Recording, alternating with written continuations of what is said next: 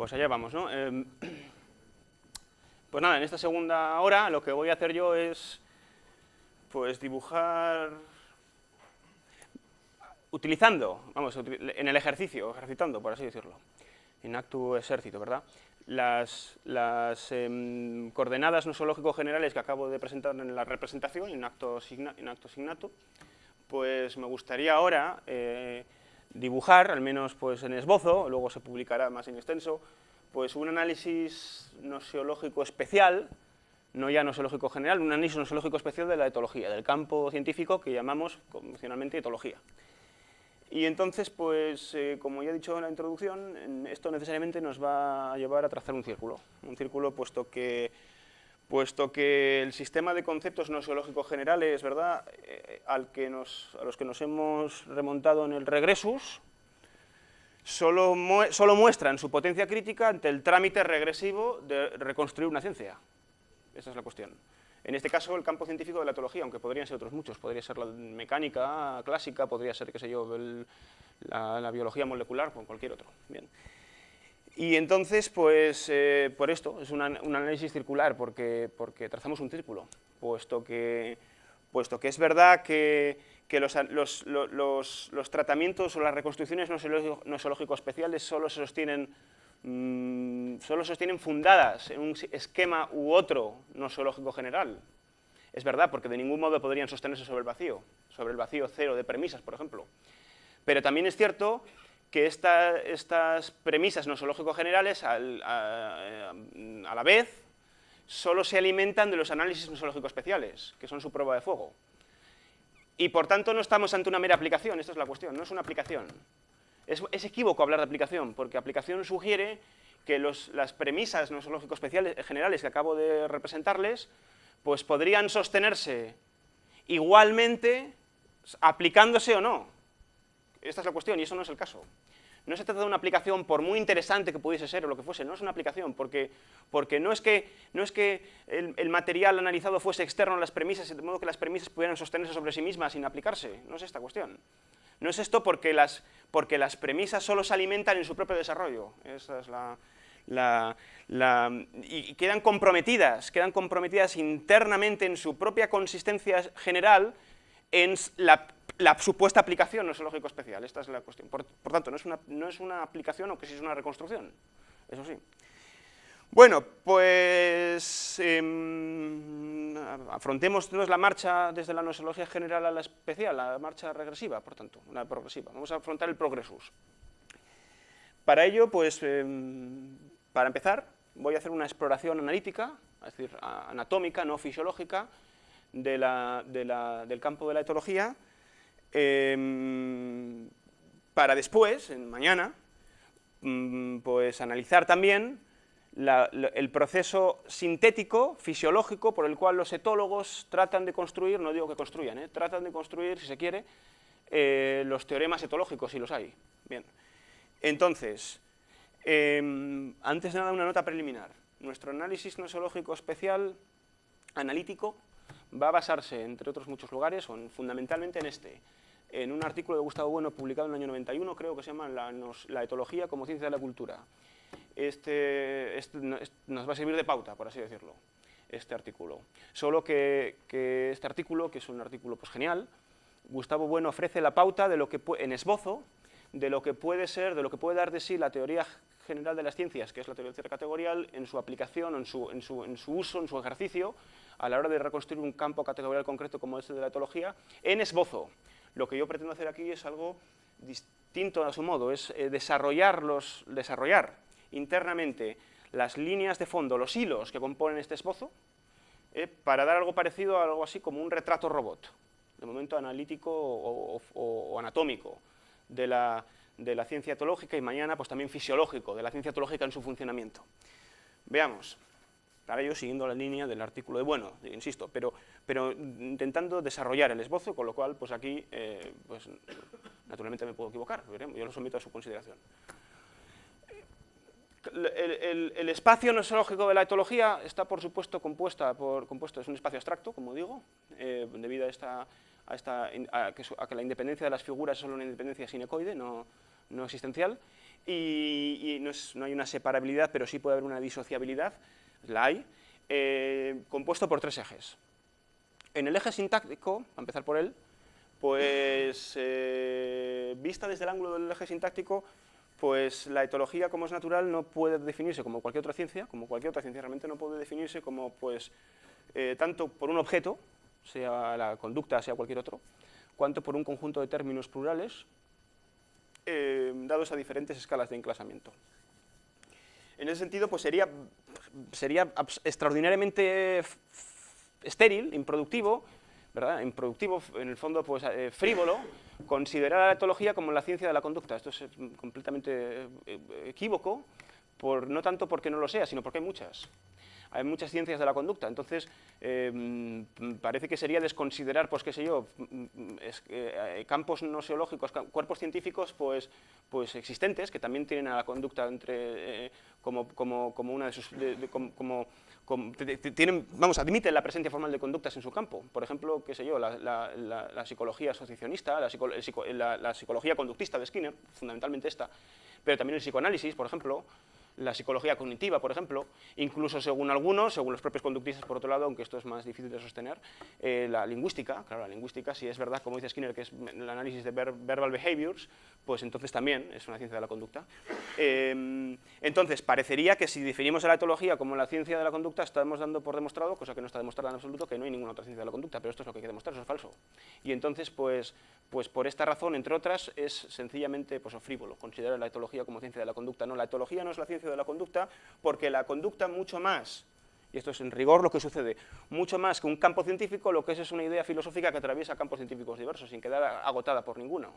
Y entonces, pues se sigue que la etología no es en ningún caso la ciencia de la conducta. Por mucho que los etólogos, de su particular nematología fundamentalista, si se quiere decir así, etologista, han pretendido definirla de esta manera, como la ciencia comparada de la conducta, por ejemplo, con ello haciendo de menos, dicho sea de paso, otras disciplinas tocantes o tangentes o paralelas a la etología que también han arrastrado secuencias conductuales como parte de sus materiales propios. Y entonces, insisto, por ejemplo, la psicología del aprendizaje o la neurofisiología del comportamiento o la psicoreflexología de Pavlov o de Bechterev, ¿no? Entonces, desde este punto de vista mucho más preciso y mucho más, si se quiere decir así, fecundo, pues es redefinir o recomponer la etología como un campo categorial compuesto por una pluralidad de términos que se concatenarían a través de las operaciones llevadas a cabo por los sujetos noseológicos para dar lugar al establecimiento de relaciones en el que si esto es una ciencia, pues las operaciones habrán de quedar neutralizadas, si es una ciencia. Bien. Si es verdad que la etología es una categoría cerrada, eso es lo que vamos a ver. Bien, entonces, desde el punto de vista sintáctico, hablamos, por tanto, de tres figuras: términos, operaciones y relaciones. Términos. Son términos de la etología, pues los individuos animales dotados de conducta y que a su vez aparecen como enclasados a la escala de su pertenencia a especies mendelianas diversas. Esta es la cuestión. Por ejemplo, las grajillas de Lorenz o los ánsares de Lorenz, o por ejemplo los peces espinosos de Nico Tinbergen, o los gorilas de Ian Fossey o de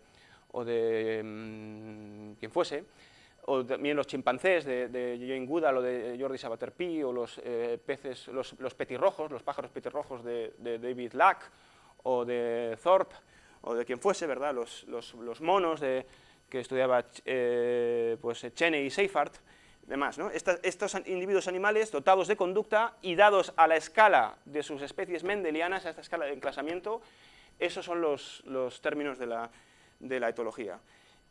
Esto demuestra, o esto de aquí se sigue, por así decirlo, que las partes anatómicas o fisiológicas de los individuos animales, partes que como es natural no operan, no son términos de la etología.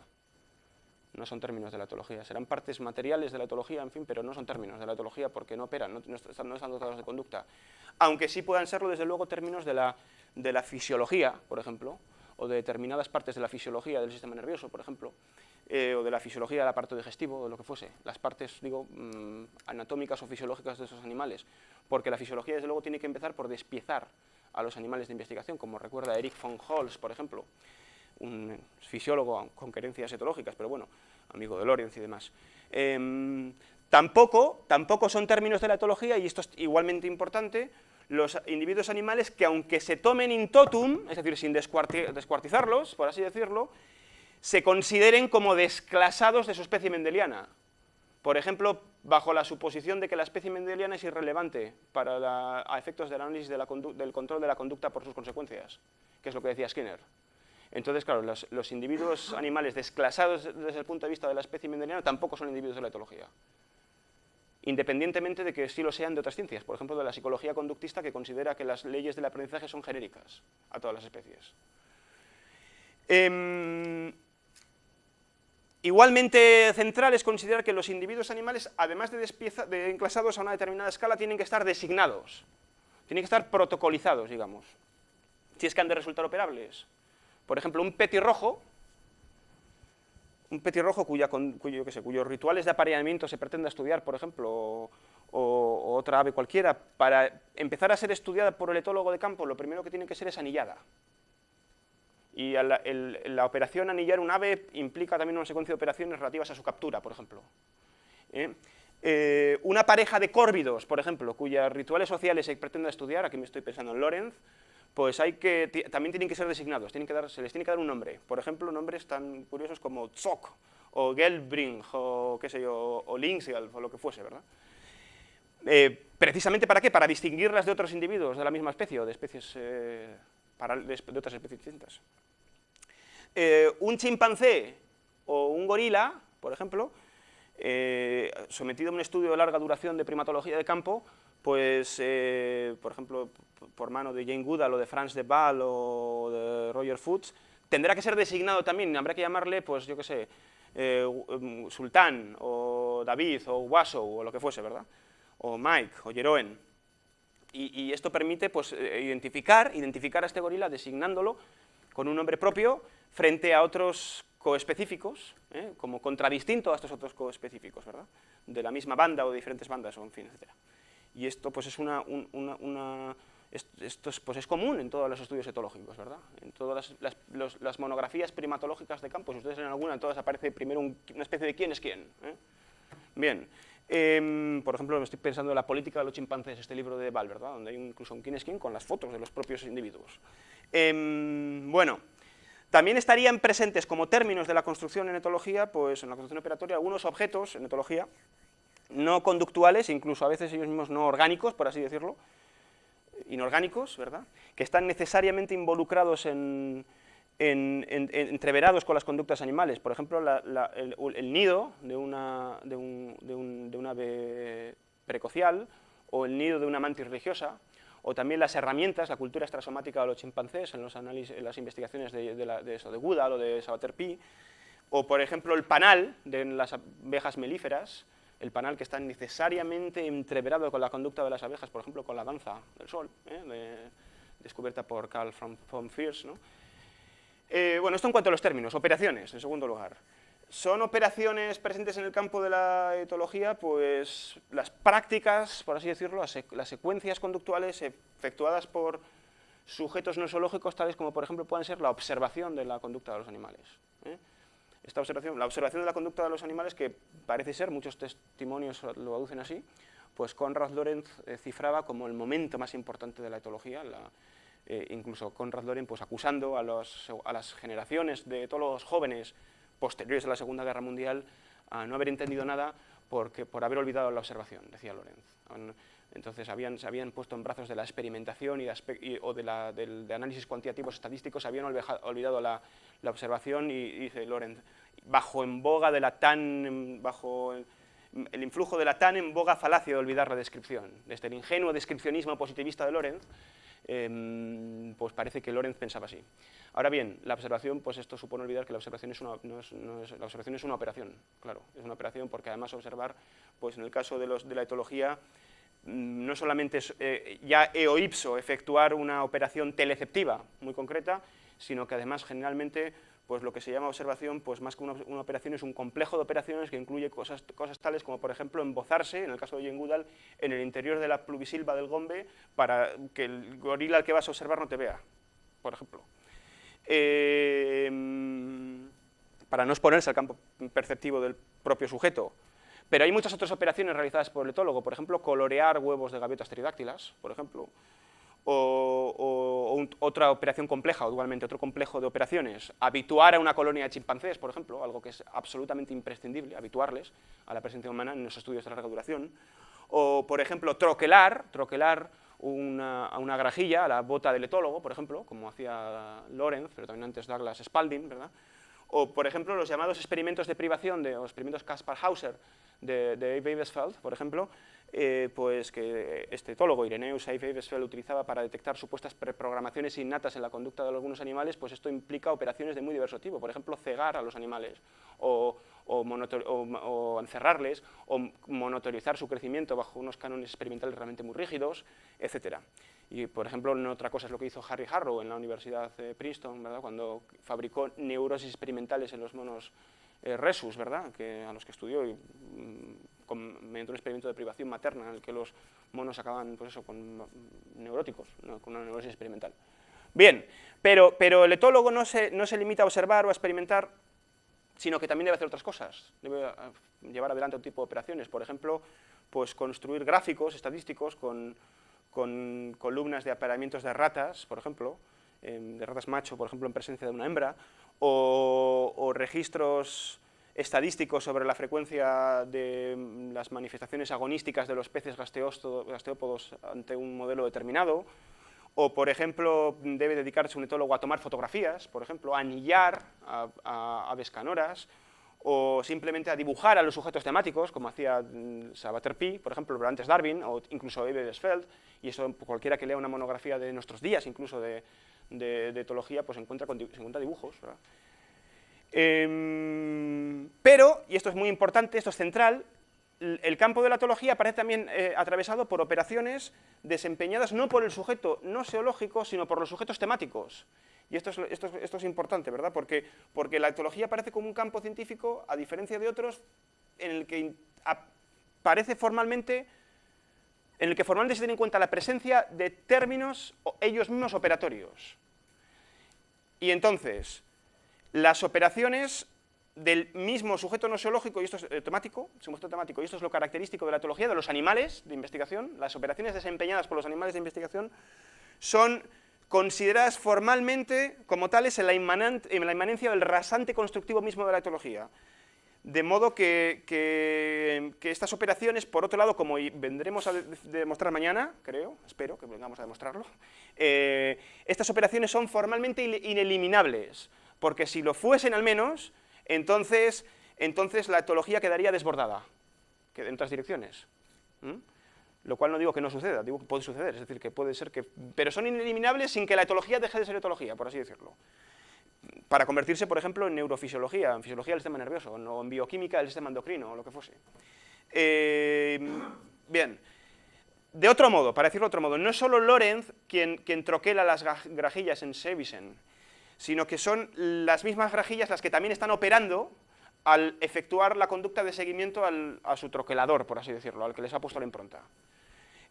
No es solo Tinbergen y Lorentz quien retiran el huevo del ánsar común, sino que es el propio ánsar quien recupera el huevo rotándolo, ¿verdad?, y de este modo neutralizando la propia operación realizada por el científico antes. Esta es la cuestión.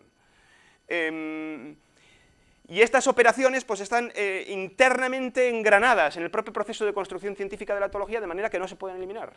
Porque si se elimina la textura etológica, es que se pierde. La etología se queda en nada, literalmente en nada, esa es la cuestión, se queda sin campo.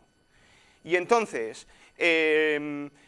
nos referimos también a operaciones tan determinadas como las operaciones teleológicas llevadas a cabo por Sebo, por ejemplo, por Sultán, con los palos estos de la estación, de los famosos experimentos de Keller, en la estación de primates de Tenerife, en los años 10 y 20 del siglo pasado.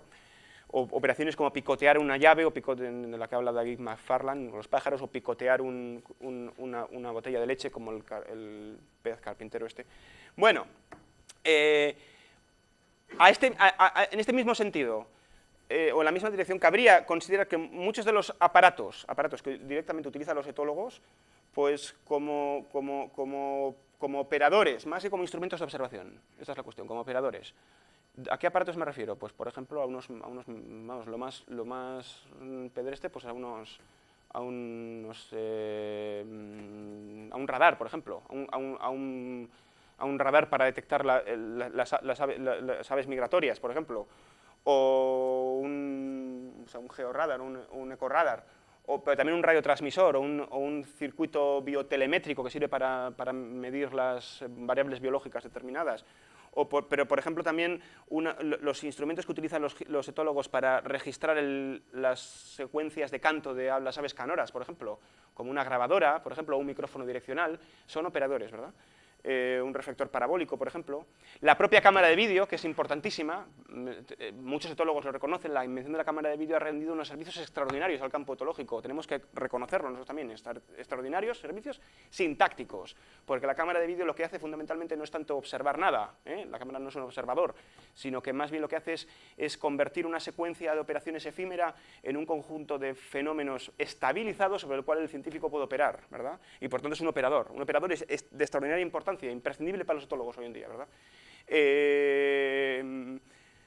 Sobre la cámara de vídeo diré más cosas mañana. Bien. Relaciones. Segunda figura, ¿verdad? De tercera figura, vamos, del eje sintáctico. El campo de la etología parece también, pues, reconoce múltiples situaciones que desde la teoría del cierre categorial, desde luego, consignaríamos como relaciones. Para citar la más obvia, la jerarquía en el orden del picoteo, descubierta por un científico sueco cuando era muy joven, un científico sueco que me van a perdonar, pero el nombre siempre me parecía a mí, Thorleif Schelderup Ebe, ¿verdad? Este científico en el año 22 descubrió la jerarquía transitiva del orden de picoteo de las gallinas, recogida pues, en proposiciones tales como la gallina A picotea a la gallina B, que a su vez picotea a la gallina C, por ejemplo. Eso es una relación, sin duda. Igual que, y este tipo de relaciones pues, también se establecen no solo en el campo de las gallinas, sino también en el campo, por ejemplo, en el caso de las gallinas, sino también en el caso pues, de la primatología, por ejemplo, o en el estudio de los insectos eusociales, cuando hablamos de jerarquías de dominación de machos alfa y beta, de coaliciones, de política de los chimpancés, ¿verdad? Estas son relaciones, concretamente. Pero también las relaciones de cooperación en una manada de leones, por ejemplo, o en una manada de lobos, por ejemplo, pero también las relaciones que dan lugar a lo que llamaban algunos etólogos la geometría del rebaño egoísta de las gacelas que huyen de los lobos, de manera que es un rebaño egoísta porque al estar juntas es menos probable que te toque a ti, la que te coma, ¿verdad? Porque claro, hay más. Son relaciones también, y sin duda el aleoaseo, que la forma que tienen muchos etólogos de llamar al despiojamiento de los chimpancés, pues es aleoaseo, pues es también un sistema de relaciones, desde luego, que muchas veces no se deja atrapar por fáciles esquemas uniádicos, sino que son a veces multiunádicas o multimultádicas, etc. Bien. Muchas de las situaciones que los etólogos han considerado como de territorialidad, por ejemplo, o incluso de agresión, pues por ejemplo, en el caso de Timberg, en la referencia al índice de ataques de un pez espinoso intruso frente al pez espinoso del territorio del que se trate, son también relaciones en el fondo. Y también los sistemas de apareamiento, de competencia poscoital, en fin, el campo de la etología está, por tanto, trufado completamente de relaciones que están atravesando el terreno. Pero quizás más importancia tienen, o quizás tienen una importancia capital, las propias relaciones de identidad filogenética que la etología necesita reconocer en su campo también. Precisamente como disciplina heredera del evolucionismo darwiniano. Es decir, la etología, como disciplina heredera del darwinismo, tiene que reconocer como constructivamente relevantes las relaciones de identidad filogenética, por ejemplo, las relaciones de identidad genética, de distancia genética, que han sido efectivamente incorporadas al campo de la etología por medio del concepto, por ejemplo, de selección familiar de Hamilton, ¿verdad? De modo que estas relaciones de identidad filogenética son absolutamente imprescindibles también en el campo etológico, son constructivamente relevantes. Figuras semánticas de la etología, entonces. El eje semántico, en primer lugar, la primera figura a la que tenemos que dar cuenta son los referenciales. Bueno, como sucede en general con toda ciencia categorial, frente, por ejemplo, a pseudociencias tales como la angeología, la ufología, o la, qué sé yo, la uroterapia, como decía antes, o la teoría de las cuerdas, o lo que fuese así, pues frente a este tipo de pseudociencias, la etología naturalmente tiene referenciales fisicalistas de muchos tipos. son referenciales fisicalistas sin duda los propios organismos animales que se estudian, pero también los instrumentos que se utilizan para estudiarlos, y también los propios objetos, los objetos operados por los propios sujetos temáticos. Por vía del ejemplo, un chimpancé en plena exhibición de fuerza es un referencial, pero también es un referencial las latas metalizadas y los bastones que el chimpancé está utilizando para amedrentar a sus coespecíficos. Y también es un referencial la grabadora o la cámara de vídeo con el que el etólogo está tomando toda la escena, ¿verdad? El teclado de Yerkes de Susan Savage-Rumbaugh o de Duane Savage-Rumbaugh, con el que Lana pues, hablaba, por así decirlo, utilizando el lenguaje Yerkes en el laboratorio, en el centro de primates de Atlanta, ¿verdad?, de Robert Yerkes, de Atlanta, pues es sin duda un referencial.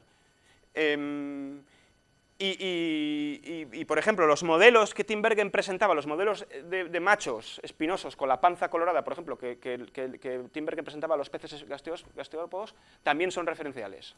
Bien, por lo tanto, hay una presencia, vamos, pues eso, realmente, pues, una hipertrofia de referenciales, se quiere decir así.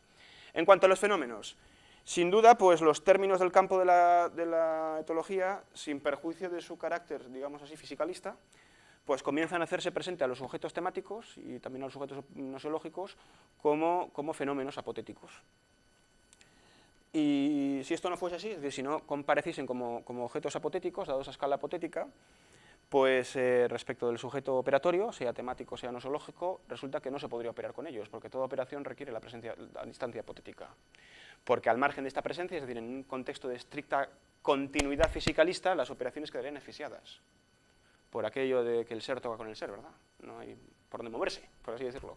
No se puede acercar o separar términos si los términos están dados en situaciones de estricta continuidad geométrica, ¿verdad? Esa es la cuestión. Bien, fisicalista. Paratética, no se pueden, si los términos están dados en estricta continuidad paratética, entonces las operaciones se hacen imposibles, quedan, pues eso, se desvanece la propia posibilidad de operar con ellos. Entonces, son fenómenos en este sentido, por ejemplo, los trazos de un registro acumulativo de los conductistas, por ejemplo. O los diagramas, o los grafos de un diagrama que recogen la secuencia del subcanto de un pinzón, por ejemplo. Eso también es un fenómeno. Pero también es un fenómeno las operaciones concretamente que han dado lugar a estos gráficos, ¿verdad? Un petirrojo europeo, por ejemplo, descargando agresivamente en el vacío, ya saben ustedes que descargando en el vacío quiere decir descargando sin un estímulo, no, ni adecuado ni inadecuado, sin ningún estímulo en absoluto, descargando en el vacío, por tanto, un petirrojo, pues es un fenómeno respecto a David Lack, por ejemplo. Y también es un fenómeno, por ejemplo, un pato europeo efectuando las operaciones que se establecen o que tienen lugar en el ritual del cortejo de esta especie, por ejemplo.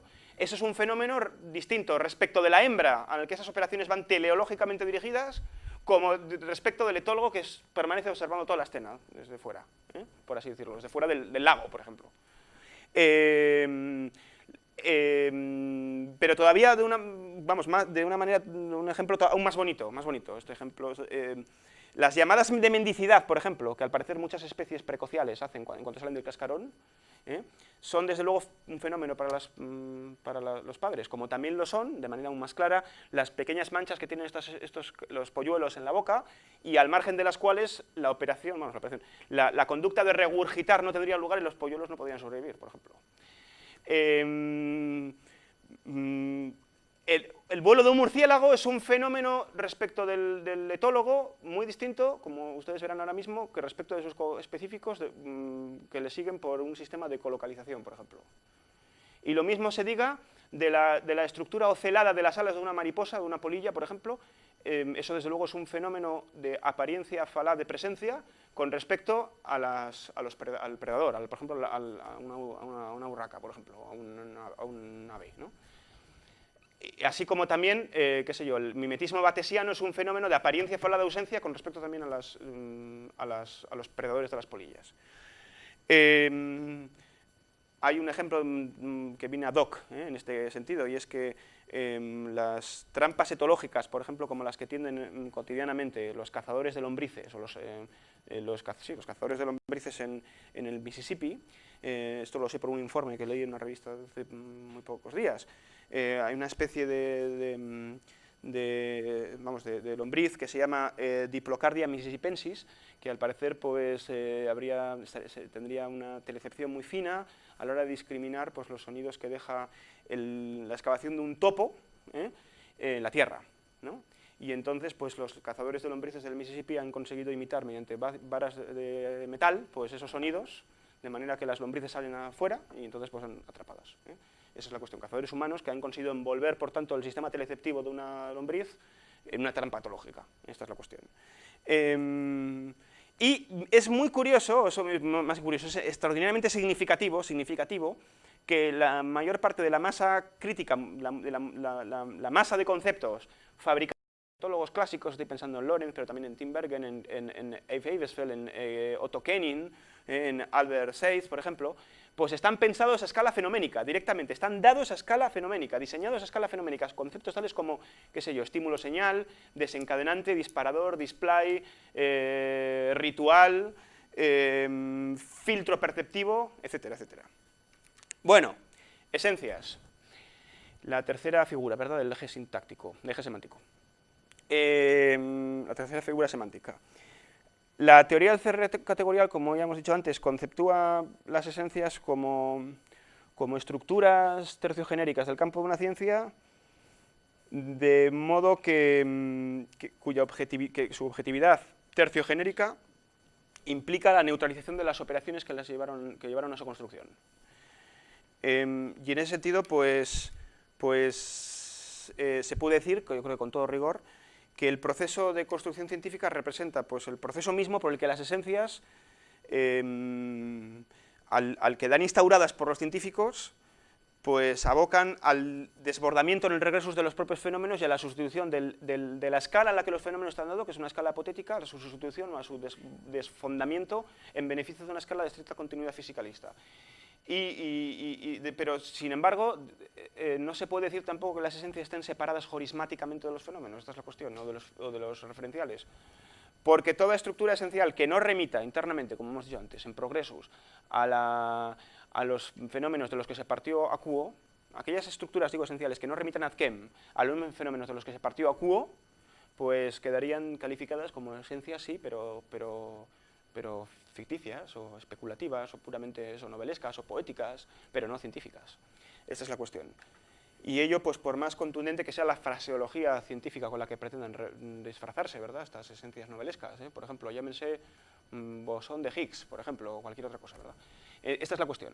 Bien, entonces, en el caso de la etología, lo más llamativo de la teoría del cierre categorial es que, así como pues, los sectores semánticos fenoménicos y fisicalistas pues, están como hemos dicho antes, pues hay una hipertrofia de fenómenos y de referenciales, hay una hipersaturación de estas figuras. Sin embargo, pues desde el punto de vista esencial, la etología se muestra como una ciencia, y es curioso, ¿verdad? Es curioso, y no es que sea curioso, que es extraordinariamente indiciario, una ciencia pues, cuyo campo es muy exiguo en esencias, muy exiguo desde el punto de vista esencial. Y claro, esto pues esto quiere decir que la etología no podrá, quiere decir, esto lo intentaré demostrarlo mañana, no podrá, y esta va a ser una de las conclusiones principales de mi trabajo, si no la principal, no podrá consumar la eliminación de las operaciones sin dejar de ajustarse a las texturas, ellas mismas conductuales y fenoménicas a las que la propia etología pretende hacer justicia.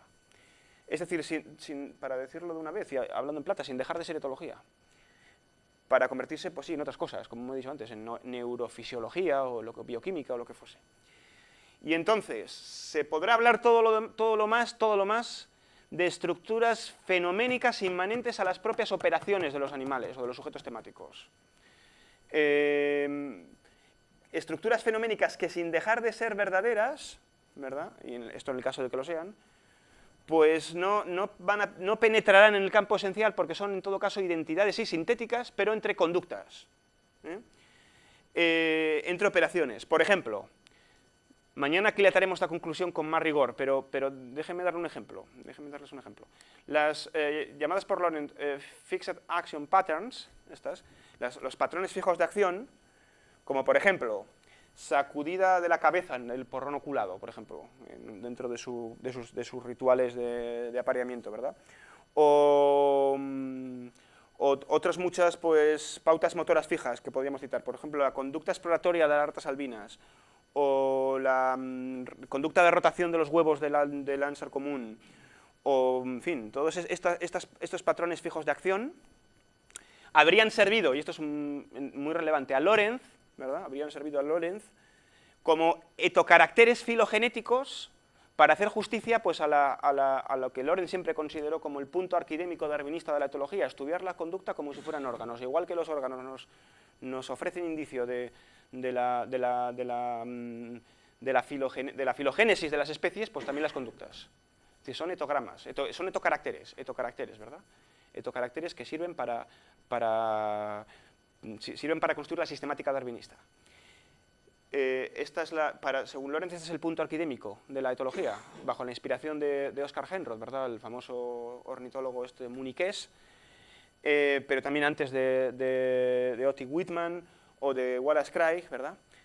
Y a nuestro juicio, estos Fixed Action Patterns, estos patrones fijos de acción o de conducta, serían lo más parecido que en el campo de la etología podemos encontrarnos a una esencia, pero no son esencias, por las razones que se verá.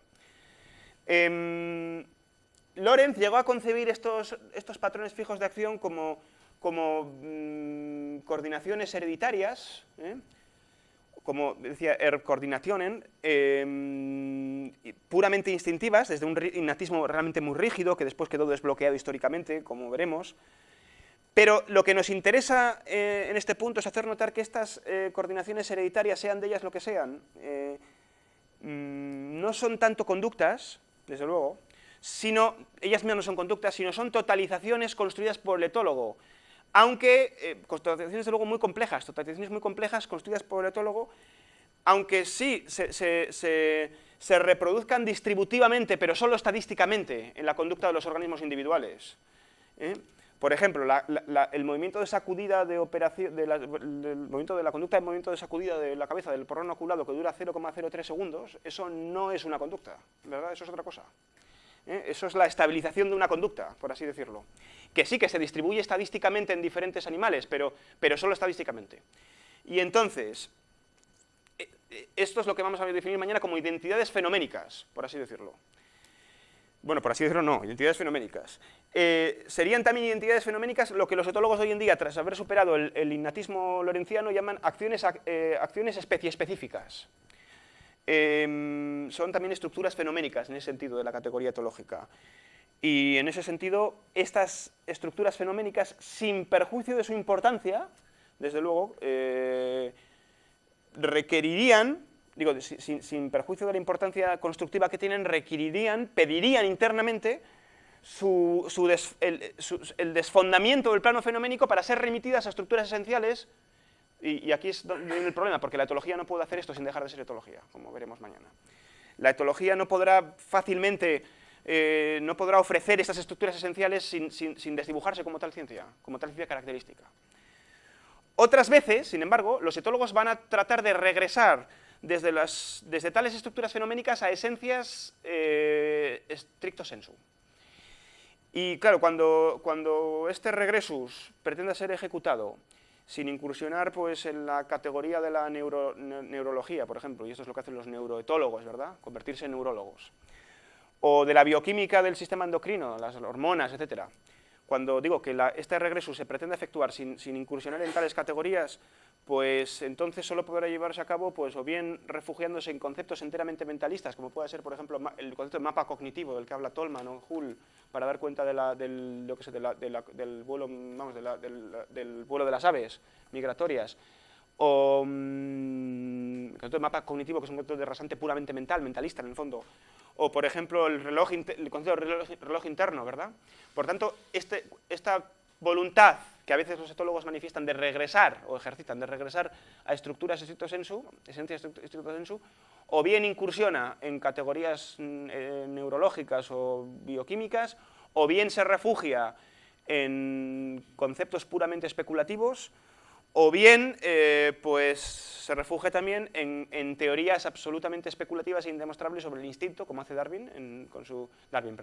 Lorenz, con su teoría del parlamento de los instintos, o Tim Bergen con su teoría de la jerarquía de los instintos, etc. Bien, y frente a semejantes esencias especulativas y ficticias, pues habría que responder con la navaja crítica, no de Occam, sino de Skinner, que efectivamente pues, siempre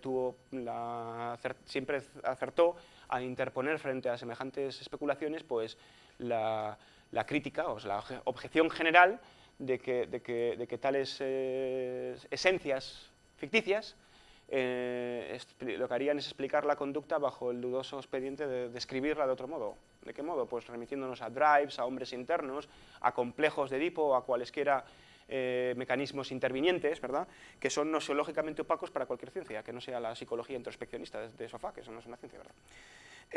Bueno, entonces, pasando ya a las figuras propiamente pragmáticas.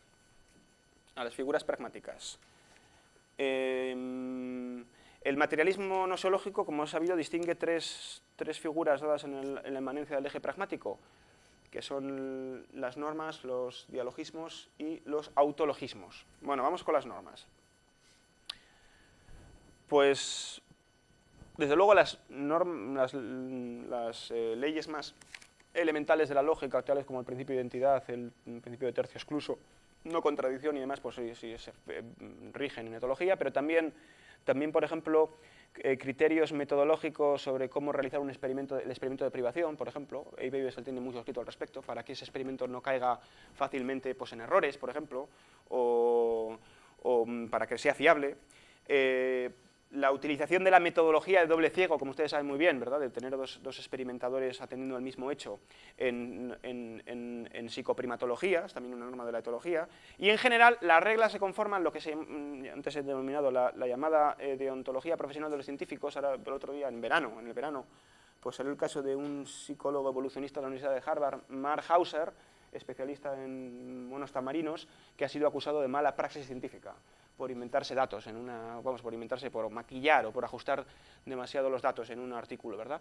Bueno, pues esos son, desde luego, son normas que pertenecen al eje pragmático de la etología, del campo etológico. También, desde luego, la llamada ética animal podría interpretarse como perteneciendo al sector de las normas, del eje pragmático del espacio nosiológico de la etología. La ética animal, la ética de los chimpancés, por ejemplo, sobre todo si se interpreta más como un imperativo profesional que como otra cosa, ¿verdad? Como un imperativo profesional muy propia de los primatólogos que firman el proyecto Gran Simio para que no se les acabe el campo. Porque claro, si desaparecen los chimpancés, desaparece la primatología también, inmediatamente, ¿verdad? Y entonces, pues la ética animal sería una norma en ese sentido. Por un mecanismo parecido por la que los etnólogos suelen ser relativistas, y los etnólogos, como ustedes saben, pues naturalmente quieren conservar a los salvajes, porque si no se acaba la etnología. Claro, si los Yanomamos se convierten en etnólogos ellos mismos, pues ya no pueden ser estudiados, claro. Entonces, con los etólogos pasaría pues 3/4 de lo mismo, ¿verdad?, en el caso que nos ocupa. A título, en segundo lugar, de autologismos, pues hay que comenzar reseñando la necesidad absolutamente indudable de la memoria episódica en la etología, ¿verdad? Pues, principalmente porque un etólogo tiene que recordar a los sujetos de experimentación, a los sujetos temáticos. No puede olvidarse de ellos, tiene que recordarlos, sobre todo en los estudios de larga duración. Tiene que empezar por recordarlos, como he dicho antes. Luego también diferencias de todo tipo entre los estilos de investigación o de trabajo de etólogos clásicos, pues también serían parte, según los contextos del eje pragmático, ¿verdad? Aunque la cosa no es tan clara. Por ejemplo, estoy pensando, fíjense ustedes, en el caso de Lorenz y Tinbergen, los fundadores de la etología, ¿verdad? Lorenz y Tinbergen pues parece que tienen estilos de trabajo muy acusados, casi irreconciliables. Esto lo reconocen todos los historiadores de la etología. los propios interesados parece que rubricaron esta diferencia, sobre todo Lorenz, con la siguiente metáfora. Tinbergen y yo, decía Lorenz, somos como un cazador y un granjero, esa es nuestra diferencia, ¿verdad? Otras veces se dice, como un experimentalista frente a un observador. Bueno, pues estas diferencias, desde luego, en la medida en que se hagan remitir a las diferencias de formación o de gustos personales, serían también autologismos. Aunque no lo serían, o dejarían de serlo al menos, si se interpretan como diferencias más bien de orden sintáctico o semántico, diferencias internas de orden semántico y sintáctico, por ejemplo, por el uso diferenciado de diferentes tipos de modis ciendi, por ejemplo, si fuese así, que es así, como veremos mañana. Dejarían de ser, por tanto, dejarían de explicarse estas diferencias por vía autológica, sin perjuicio de la incidencia abstracta que, por supuesto, los autologismos puedan tener, que no negamos, ¿verdad?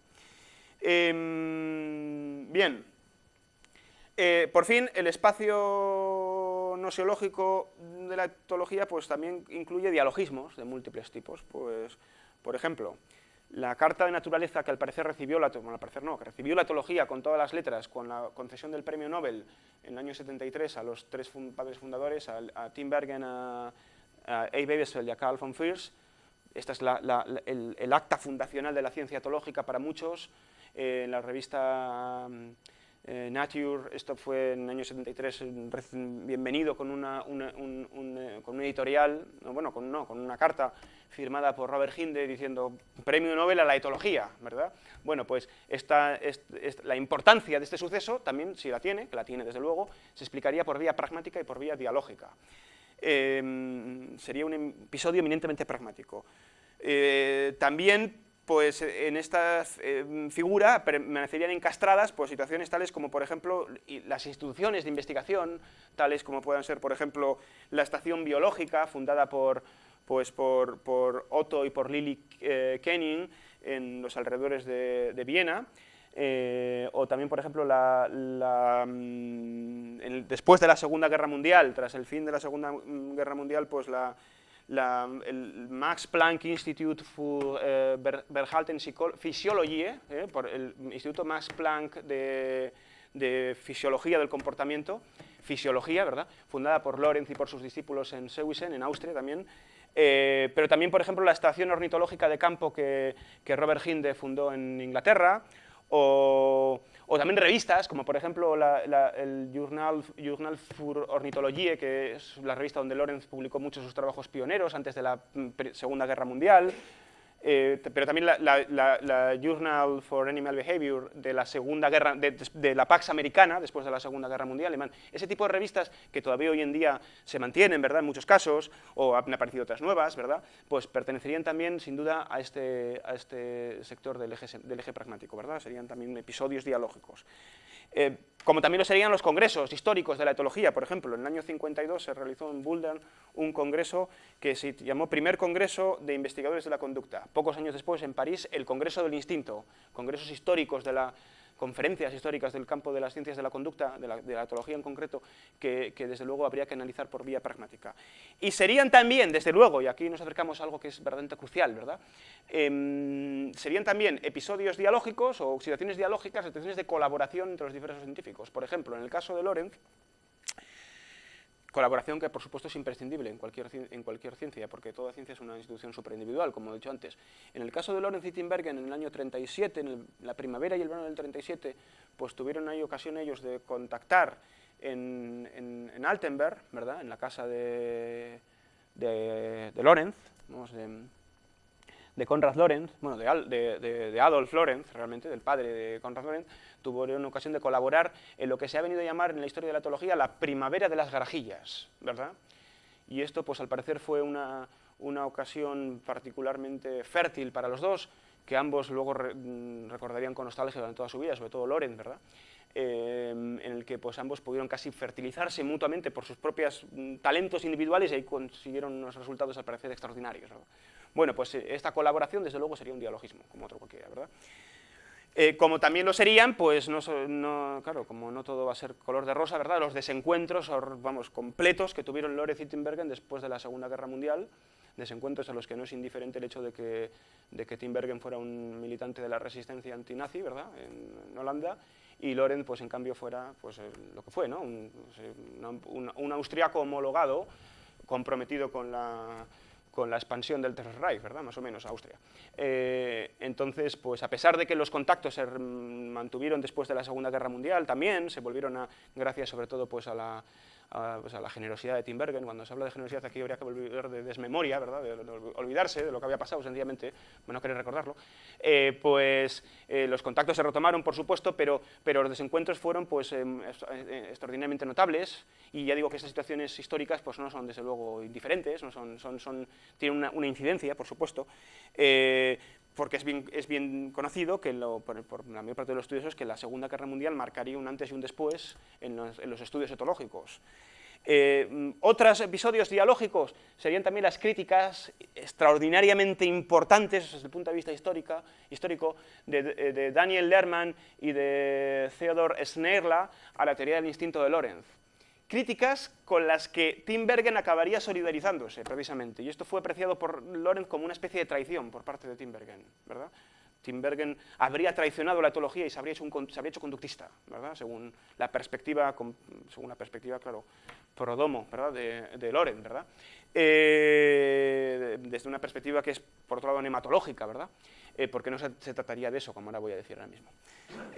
La propia polémica etología-conductismo también es un episodio dialógico, por lo menos cuando se interpreta, como es lo más usual, como una querella entre biólogos centroeuropeos, que es cierto que los primeros etólogos lo eran, pues claro, von Fers era alemán, Lorentz, pues ya decimos, austríaco, Tinbergen holandés. Bien, cuando se interpreta como una controversia entre biólogos, porque la mayor parte de estos eran también zoólogos de formación, biólogos centroeuropeos y psicólogos norteamericanos, ¿verdad?, pues se estaría reconstruyendo esta polémica a la luz de determinaciones pragmáticas, eso es evidente, ¿verdad? Pero claro, esas determinaciones pragmáticas a la postre serían muy genéricas, porque no ofrecen la posibilidad de reconstruir específicamente los contenidos de la polémica, que no se explican por esas determinaciones, ¿verdad? Esa es la cuestión. No se explican estas determinaciones pragmáticas, genéricas, que no negamos, no se trata de esto, no necesitamos, ni tenemos por qué, ni podemos negar la incidencia de estas determinaciones, de que sean biólogos contra psicólogos, centroeuropeos contra americanos. No negamos que esto pueda tener efectivamente una incidencia, pero una incidencia en todo caso abstracta y genérica, porque los contenidos específicos habría que explicarlos más bien por vías semánticas y pragmáticas, ¿verdad? Por vías semánticas y pragmáticas que quepa detectar en relación a los contextos determinantes de dos campos científicos temáticamente tan próximos como irreductibles entre sí por precisamente esos contextos determinantes. Esta es la cuestión. Entonces, estas determinaciones, ya digo, ya no pragmáticas, sino sintácticas y semánticas, sobre todo, permiten dar cuenta de que a pesar de que efectivamente la polémica pues, se desenvolvió atravesando determinaciones geográficas o profesionales de muchos tipos, claro, psicólogos contra zoólogos, americanos o ingleses contra europeos, bien. Sin embargo, no es verdad, salvo que estas determinaciones permitan reconstruir los contenidos de la polémica misma. No los permiten, precisamente por su rasante genérico. Y tampoco es cierto, salvo, como suele decir, salvo nematológicamente, salvo en lo referido a la capa metodológica de las ciencias, no lo referido a las capas básicas, salvo nematológica, ideológicamente, por así decirlo, no es cierto, salvo nematológicamente, que los etólogos fueran innatistas y los psicólogos conductistas. Esta no es la cuestión. No es la cuestión. Es posible, sí, eso es posible y es de hecho cierto, que es cierto que muchos conductistas pues, llegaron a apostar todas sus fichas, por así decir, nematológicas a la carta de la Nurture, por ejemplo, sobre todo antes del colapso del experimento Paloma, cuando se descubrió que el conductismo radical no tenía éxito ni siquiera tecnológico, o sea, que no era sostenible, ¿verdad?, que el skinnerismo han fracasado. Y es cierto también que muy pocos etólogos después de la Segunda Guerra Mundial fueran innatistas en el sentido lorenciano, eso es falso, porque en realidad lo que sucede, en rigor lo que sucede es que una secuencia conductual no es ni innata ni aprendida, esa es la cuestión, no es ni innata ni aprendida, un etograma como tal etograma no es ni innato ni aprendido, y estas determinaciones solo tienen lugar en la escala metodológica. ¿Por qué no es innata ni aprendida? Ni tampoco es innata y aprendida al mismo tiempo, que es lo que decía, por ejemplo, Lorentz. O lo que decía también Skinner, curiosamente, como si este armonismo, ¿verdad?, resolviese la situación de fondo, ¿eh? Como si esta justaposición armonista entre estos dos aparentes opuestos, ¿verdad?, estuviera resolviendo la presión de fondo. Porque estas ideas de innato y aprendido en general solo tienen sentido, estos conceptos, en relación a morfologías anatómicas fisicalistas, pero no en relación a secuencias operacionales efímeras, ¿verdad?, fenoménicas, sino en relación a morfologías orgánicas fisicalistas no fenoménicas que están efectivamente reguladas por la herencia mendeliana. A mi juicio, la situación quedaría mucho más clarificada, de manera mucho más fértil, si consideramos que la nature y la nurture, lejos son dos conceptos que efectivamente han procurado históricamente ser reducidos el uno al otro, se han podido justaponer, pero que solo adquieren su sentido específico cuando se consideran como conceptos conjugados. Bien, pero esto no es motivo aquí de seguir por aquí, ¿verdad? Habrá que esto dejar para mejor ocasión. Finalmente, también es cierto que el auge, y termino con esto, el auge del etologismo como ideología filosófica espontánea segregada por el torbellino triunfante de la etología en vistas en ciernes de consagración institucional tras la Segunda Guerra Mundial, el etologismo pues también se constituye fundamentalmente por vía pragmática, no por vía semántica ni sintáctica, lo cual quiere decir también es que sea lo que sea de la etología, desde luego el etologismo no es una ciencia. Es decir, el etologismo, la ideología etologista según la cual, pues, qué sé yo, el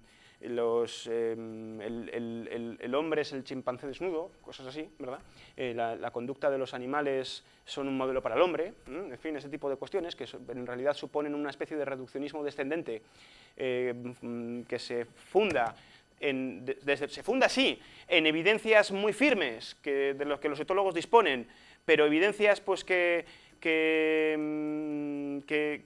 ciegan a los etólogos cegados por las evidencias que dinaman de su campo, pues sencillamente basados en la maniobra de exagerar las diferencias, de exagerar las similitudes y disolver las diferencias, pues fundan el etologismo, ¿verdad? El etologismo, el reduccionismo de la conducta humana o de la praxis personal a la conducta animal. Sin embargo, pues esta estrategia reduccionista, que por otro lado es característica de muchas otras versiones del fundamentalismo científico, casi se puede decir que cada ciencia triunfante tiene la suya, por ejemplo, Todo es química, de Severo Ochoa, o el último libro de Damasio, ¿no?, El cerebro hizo al hombre, pues desde el punto de vista de un neurólogo, pues solo puede, como digo, sostenerse a través del trámite de pasar por encima de lo que el materialismo filosófico llama inversión antropológica, y supone eso, exagerar las diferencias, una estrategia consistente en exagerar las similitudes y disolver las diferencias o desdibujar las diferencias. Y tampoco podemos seguir por este camino, aunque es cierto que esta ideología nematológica propia de la etología, el etologismo, segregada por la propia etología, ha permanecido envolviendo el desarrollo de la etología durante toda su historia, y desde luego plantea problemas filosóficos de primera importancia en la que toda antropología filosófica que se precie tiene que entrar necesariamente, claro, porque plantea el verdadero problema de la distinción entre hombres y animales, y sobre todo entre la praxis personal y la conducta individual, ¿verdad? En fin, ya digo, el etologismo supone eso, la nematología generada por la propia etología, consistente en la fagocitación de campos externos, tipo sociología, historia, ciencia política, lo que fuese. Bueno, pues nada, con esto termino por hoy. Mañana continuamos con el resto de mi exposición, si les parece. Ah, sí. ¿Qué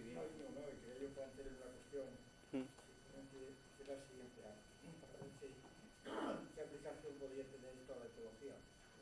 Después de felicitarle entusiásticamente por su exposición. Gracias. Estos últimos meses he estado un poco hablando en general, tratando la cuestión de la relación de autologismos y dialogismos. Un micrófono, sí. No dijo que había que ponerse para que salga. Sí, que si no, no sí, se sí. registra. Que si no, no se registra.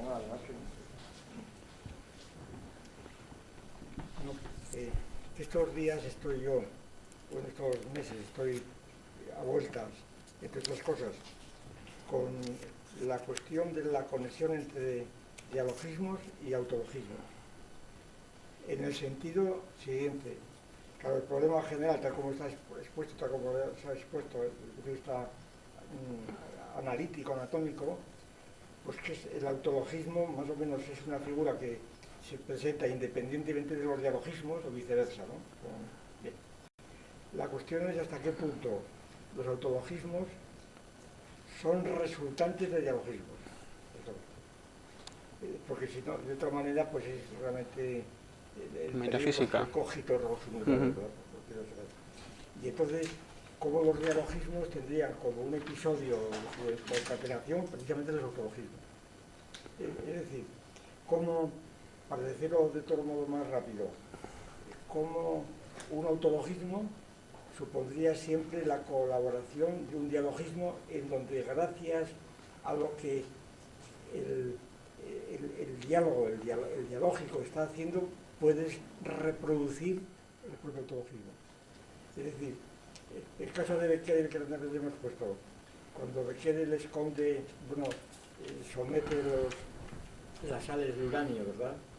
Porque había niebla en París, cuando él estaba investigando la posibilidad de la relatividad, de una palabra, ¿no? Después de los rayos X y tal. Pues entonces él cuando hace el experimento y entonces coge las sales de uranio, las mete en un cajón, pasa unos días porque hay niebla en París y pronto no hay sol, y entonces cuando sale el sol otra vez, vuelve a su laboratorio, encuentra allí las sales y las vuelve, claro, él tiene que hacer el autologismo de recordar que él había metido la caja de sales allí. Entonces, ese autologismo, claro que es un recuerdo de un aspecto psicológico, pero sin ese autologismo no habría habido teoría de la relatividad. Claro, simplemente nos habría pasado de los rayos X a la relatividad. Fue ese autologismo en el caso de Becquerel cuando bien. Entonces, ¿cómo se produce ese autologismo? Es decir, ¿en qué momento empieza a ser autologismo? Pues otra vez aplicamos aquí lo del plano de la justificación y la investigación. Pues cuando realmente, objetivamente, y a través de él y de sus estudiantes y lo demás, cuando no solamente es él, sino otros quien ve que efectivamente se ofrece. Porque si no el recuerdo hubiera podido ser transparente. Se me ocurre que a lo mejor en etología puede haber multitud de ejemplos para... ejemplos y de situaciones donde esto se pueda confirmar. Sí, no, y desde luego, lo que dice usted... Es para evitar la sustantivación de los autológicos. Sí, porque lo que de ninguna manera cabría pensar es que podríamos interpretar los autologismos como la presencia del alma ante sí misma, por ejemplo, eso es. Porque... Y entonces tiene... El autologismo no es dicho así de modo clásico, es esto. Sí. Es decir, que habría que interpretarlo más bien como el resultado de situaciones dialógicas, porque si no... Como un episodio necesario de esos diálogos. Eso es. Y que además, si tienen... Sí, tiene que efectivamente hacer referencia a algo que tenga pertinencia semántica para varios sujetos. Y que sea objetivo. Eso es. Que discurra a través de situaciones o dispositivos objetivos. Como en el caso que he puesto de ejemplo, pues la caja con sales de uranio, la mesa de laboratorio, vista por él y por otros, ¿verdad? Eso es. Y siempre porque si no, el autologismo tendría valor ninguno. Aunque se diese psicológicamente, pues podría ser simplemente una paramnesia o lo que fuera. Claro, lo que no tendría valor, no tendría pertinencia nosológica. Sí, eso es. Si figurase como solo un momento psicológico, pues no tendría pertenencia nosológica ninguna, porque tiene que hacer referencia necesariamente a contenidos. Y yo creo que sí que en etología sí que se puede presentar casos, a mismo título que en otras ciencias, casos en los que efectivamente pues esta situación quede testada, pero ahora no se me ocurre ninguno. Lo que sí es cierto es que la propia etología, yo creo que como tal disciplina científica o no, etcétera, pues sí que supone, desde el punto de vista frente a otras ciencias psicológicas, por ejemplo, supone la neutralización más completa del mentalismo, eso sí. más incluso que el conductismo, o al mismo nivel, digamos, por caminos distintos, pero más incluso que el porque la presencia en etología, que también se podría formular de esta manera, la presencia en etología de autologismos no solamente de sujetos no zoológicos, sino de sujetos temáticos, porque también los animales podríamos considerar que tienen autologismos, ¿verdad? Si no se reconstruye a escala de las operaciones perceptibles de los animales por otros sujetos no zoológicos, tampoco tienen valor ninguno, no zoológicamente.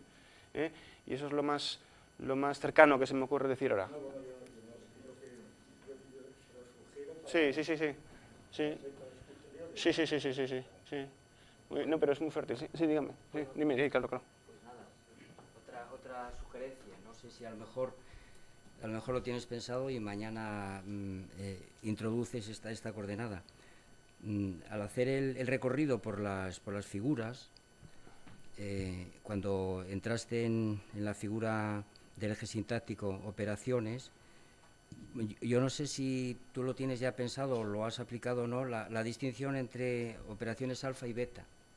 Sí, eso y es esto mañana... el último capítulo de la última parte de mi exposición, sí. Bueno, entonces precisamente porque como en el mismo rótulo de operaciones, pues incluyes operaciones que podrían ser consideradas como operaciones alfa, las operaciones estadísticas, etcétera, y otras que podrían ser interpretadas como operaciones beta, pues qué sé yo, todo lo que sea cómo buscar estrategias de los animales, y eso sería, claro, que si ese plano lo tienes pensado, lo has incorporado... Esa es la culminación de mi análisis, precisamente va a ser la reconstrucción, la reconsideración de la situación de la etología como una ciencia dividida internamente por la presencia de un doble plano operatorio, en el que efectivamente figuran operaciones de dos tipos irreductibles las unas a las otras, y por esa razón la etología, para empezar, no puede ser una ciencia porque puede ser cuatro ciencias, digamos, ahí metidas, pero no todas ellas son etológicas, esa es la cuestión. Sí, con los dos casos límites, ¿verdad? Eso es, eso es lo que, por lo menos... 6 metodologías, 4 inestables y otras 2 que... están estabilizadas.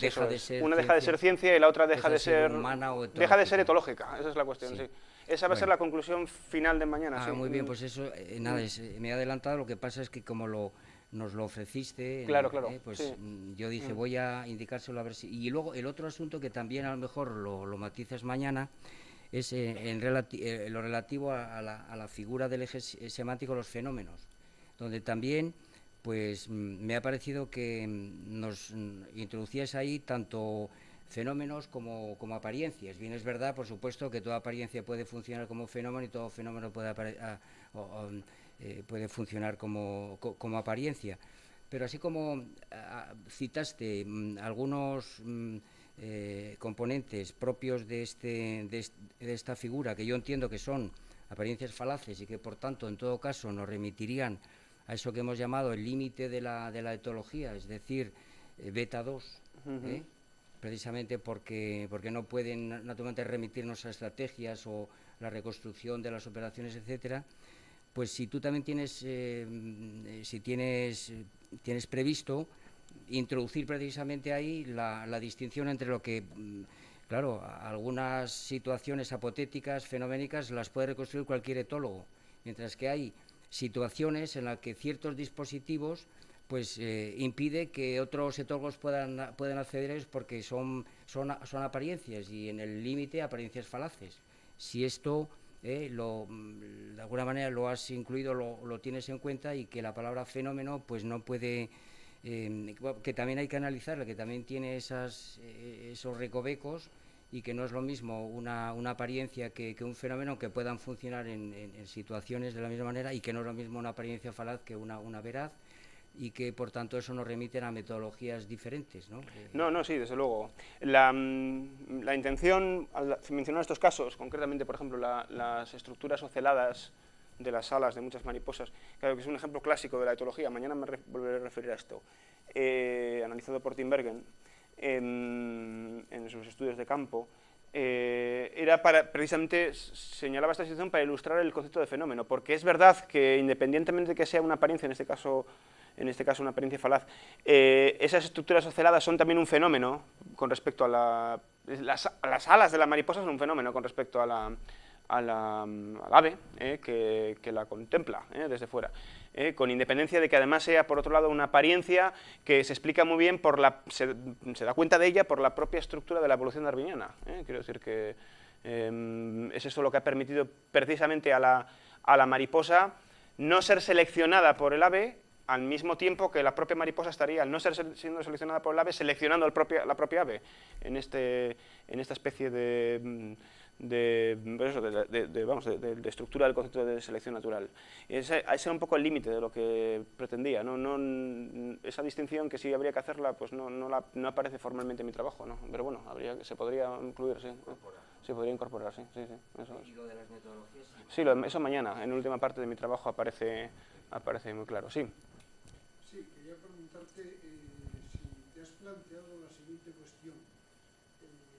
Locke, Leibniz y Hume hablan de ciencias demostrativas.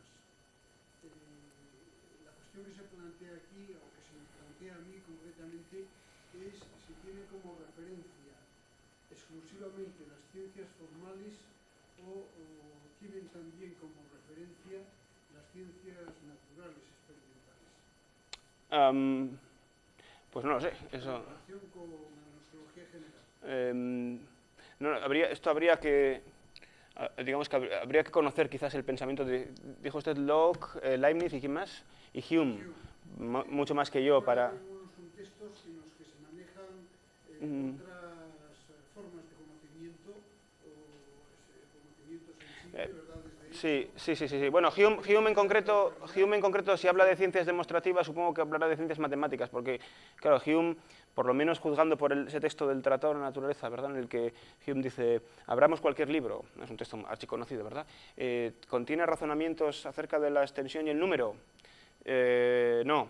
¿Contiene pues, observaciones, experiencias? No, pues entonces arrojémoslo al fuego porque solo habrá sofistería y engaño. Parece que entonces el horizonte de las ciencias de Hume, si queda exhaustivamente agotado por las matemáticas, porque luego ni siquiera las ciencias llamadas por Carnap ciencias reales parece que serían ciencias para Hume, porque la propia inducción no está garantizada como razonamiento. En fin, no. Yo creo que supongo que Hume en ese caso se refería a las matemáticas, pero respecto a Locke y a Leibniz yo no te puedo decir. Lo que sí puedo decir es que la distinción entre ciencias demostrativas y ciencias no demostrativas y demás, si tiene algún sentido la teoría del cierre, supongo que solo podrá ser por ciencias en la cual la presencia de demostraciones como tal modo de las ciencias sea mayor que en otras, pero claro, pero el concepto de demostración también habría que, porque mañana voy a sentar la tesis de que en la etología hay demostraciones, por ejemplo. Solo que, claro, lo que no hay es demostración, lo que no hay es demostraciones axiomáticas. Hay demostraciones porque un experimento de privación es una demostración también desde un punto de vista lógico-material. Bueno, no sé, ¿algo más? Sí. ¿Qué te parece a ti el criterio que se utiliza un poco para diferenciar las diferentes conductas, sobre todo la conducta humana de la conducta animal, entre lo cualitativo y lo cuantitativo, ¿no? En cuanto, por ejemplo, a por qué se le tiene que dar privilegio, por ejemplo, al tratamiento de los chimpancés frente, por ejemplo, al tratamiento de los delfines, suponiendo que haya que dárselo, sí. Que los delfines son igual de inteligentes, tienen la misma capacidad intelectual, entre comillas, que los chimpancés, ¿no? ¿Qué te parecería a ti esta distinción de que finalmente no hay un criterio válido como el que argumenta don Gustavo, de que los hombres tienen instituciones, ¿no? Sí. Ese criterio no queda muy claro, parece, entonces finalmente se desencantan algunos, ¿no? Yo creo que sí, en la medida en que ese criterio en que no se tenga en cuenta precisamente la diferencia, porque claro, efectivamente, como dices, pues el concepto de inteligencia, pues aparte de mentalista, es un concepto completamente vago, y si la razón humana no se reconstruye como razón institucional frente a la razón animal, o lo que fuese, ¿verdad?, frente a las conductas animales que no son institucionales, pues entonces nos internamos en un estado de confusión tal en el que efectivamente pues el proyecto Gran Simio, ¿por qué se justifica? Porque no tiene nada de extravagante que los chimpancés presenten conductas que en algunos casos genéricamente pues sean muy semejantes a las humanas. no tiene nada de extravagante porque efectivamente están muy cerca filogenéticamente. Sin embargo, si nos hemos de tomar en serio las exigencias animalistas, a ver si me entienden el argumento, es contradictorio decir que los chimpancés tengan ningún privilegio, ¿verdad? Si hemos de tomar en serio el animalismo, porque si los chimpancés tienen algún privilegio sobre otros animales y si por tanto hay que empezar con ellos, como pone el proyecto Gran Simio, bien es verdad que el proyecto Gran Simio dice que hay que luego continuar la liberación de todos los animales, pero empezando por los chimpancés. Pero ahora bien, ¿por qué empezando por los chimpancés? La única respuesta que parece ocurrírsenos es porque se parecen más a nosotros, pero entonces volvemos a ser nosotros de nuevo el criterio, ¿verdad?, de fuga. Volvemos a situarnos en una especie de cartesianismo ampliado ahora a los chimpancés y a los gorilas, a lo que se quiera, pero un cartesianismo en el fondo. Entonces, en la medida en que efectivamente el debate no se reconstruya a una escala que tenga en cuenta las instituciones y el concepto de dominación, pues entonces estaremos perdidos en este tipo de discusiones. ¿Sí?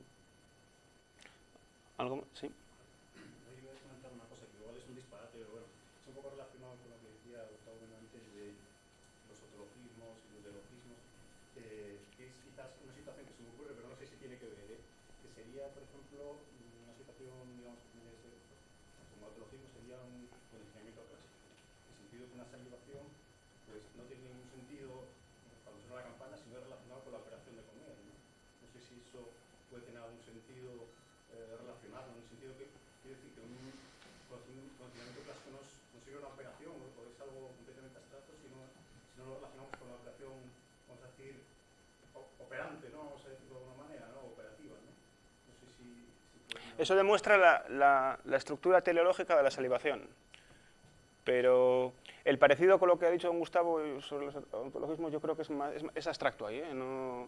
Hay un parecido, sí, porque efectivamente se puede decir, igual que un autologismo deja de ser autologismo, deja de ser nosológicamente relevante si no va referido a un componente semántico, pero claro, igual aquí es una analogía de proporción demasiado genérica, igual la salivación solo tiene sentido con respecto a la comida, eso es muy cierto, pero eso...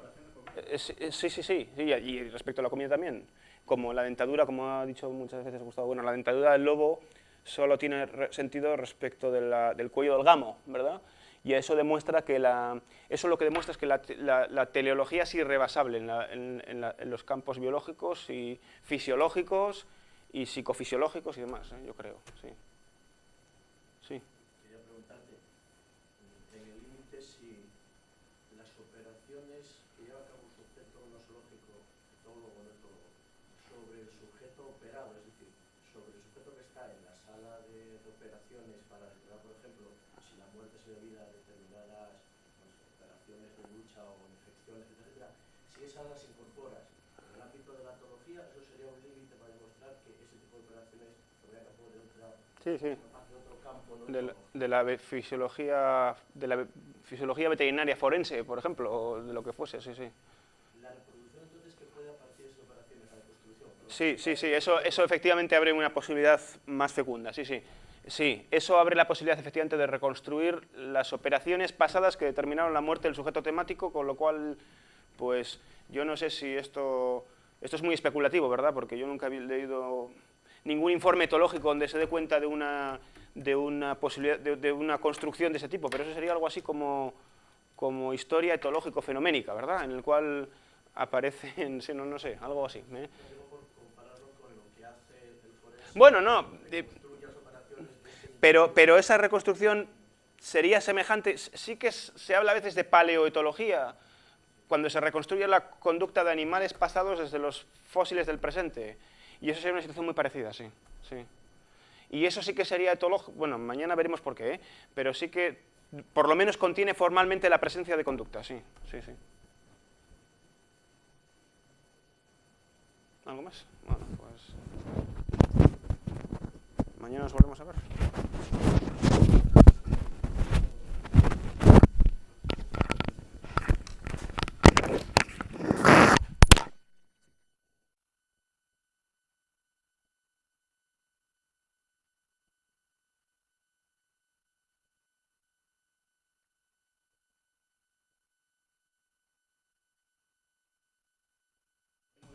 Lo puedo dar, lo mismo.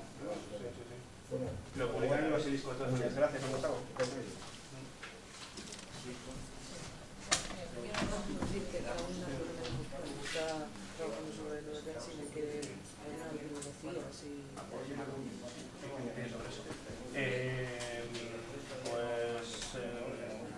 ¿Él está trabajando ahora mismo sobre eso? Bueno, ¿crees que le interesa que haga un trabajo real para eso? Vale, pero claro, no tengo nada. Pues, me dais vuestro mail.